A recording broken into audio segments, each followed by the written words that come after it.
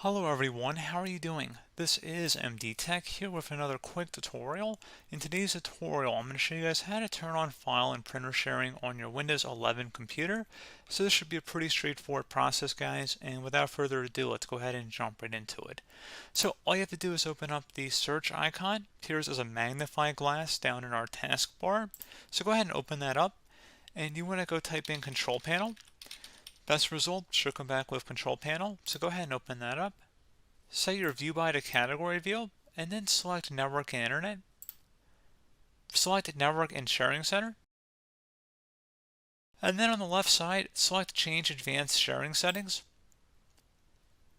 Underneath File and Printer Sharing, under the Private section, so you might have to expand it in order to see it, you want to make sure File and Printer Sharing is turned on, as you see it on my screen right here.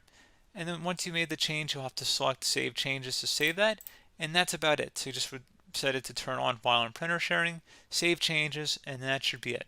So pretty straightforward process, guys. I do hope I was able to help you out, and I do look forward to catching you all in the next tutorial. Goodbye.